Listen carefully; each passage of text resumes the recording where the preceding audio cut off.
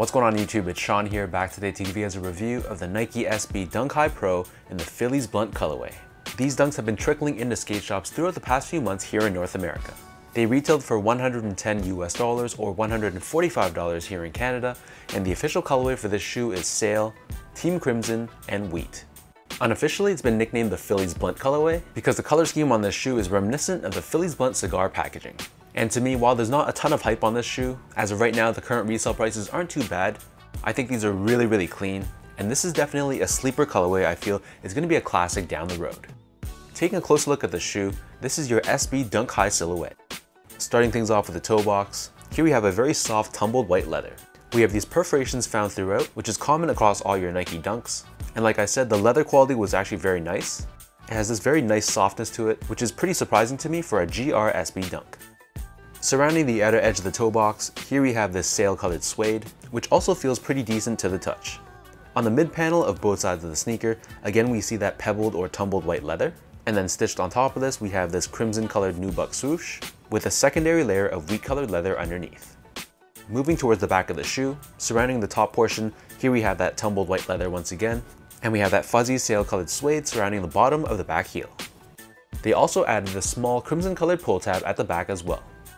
For the laces, these come with your standard oval shaped lace, and in this case, this is done in this off-white or sail color. In addition to that though, they also give you a secondary pair of brown laces if you want to give the shoe a little bit more pop and contrast. I personally prefer the look of the sail colored laces, but you can't really go wrong with either one.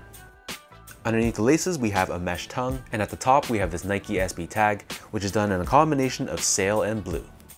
The inner collar is pretty well padded and has nice plushness to it, and it's lined in this wheat colored finish. Pulling out the insoles, these come with your standard SB Dunk insole, and we have Nike and Zoom Air branding on the heel.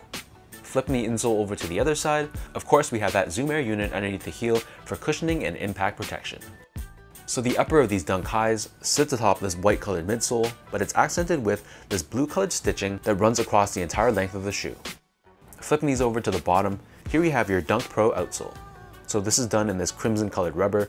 We have the circular traction pattern on the forefoot, along with some exposed foam in the middle, with Nike SB embossed in the center. So that covers the appearance of this shoe. In terms of how they fit, I'd say that they fit true to size. I'm a true size 10, slightly on the wider side. I got these in a size 10 and they fit me pretty good. Compared to SB Dunk Lows, where I normally go up a half size, I find that sticking true to size for the Dunk High is perfectly fine. But whatever size you normally wear for SB Dunk Highs, I just recommend sticking with that same size for this colorway. Next up, talking about the comfort on this shoe, these are pretty much identical to all my other SB Dunks, so it's not going to be the softest shoe underfoot, but instead it's going to be very stable and very low to the ground, which makes sense considering this is technically a skateboarding shoe. And despite the fact that there's Zoom Air on the insole, you honestly can't feel it too much, but I do gotta give credit to Nike SB for using pretty soft materials on the upper, so straight out of the box the leather had this really broken in feel already, which is something I really like.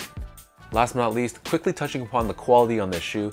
For a sneaker that's $110 US, I didn't expect too much, but I was actually pleasantly surprised by the overall quality. Like I said earlier on in the video, this leather had a very nice softness to it, and the suede was also decent as well. And all in all, my pair was very solidly well built, and I had zero complaints from that respect.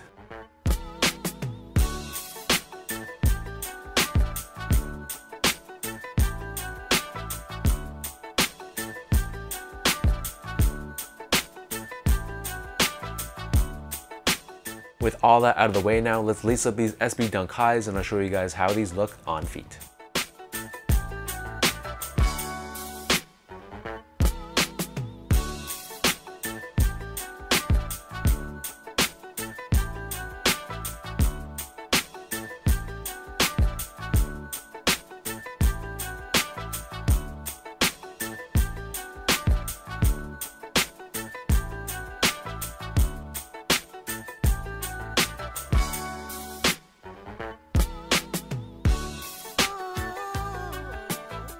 Though there's pretty much zero hype attached to this shoe, honestly I feel like these are sleepers. This is a very clean looking colorway, one that's a lot more wearable than other releases like the Chunky Dunkies, the Grateful Deads, or the Strangeloves. And I feel like because it's so muted and because it's not a collaboration or anything like that, it's kind of being swept under the rug a little bit. With that said though, these are slowly trickling into skate shops, so keep your eyes peeled. And worst case, if you are biting the bullet on resale, as of right now, the prices aren't too bad. So let me know in the comment section down below what you guys think about this Phillies Blunt SB Dunk High Pro. How do you guys feel about this colorway in general, and do you personally rock SB Dunk highs, or do you strictly stick to lows? I'm definitely more of a dunk low person, but there are certain exceptions, this one being one of them. If you guys like this video, be sure to like, comment, and subscribe. Give me a follow on Instagram at esco8. Check out my Twitter at sean.go, and visit my website at seango.ca.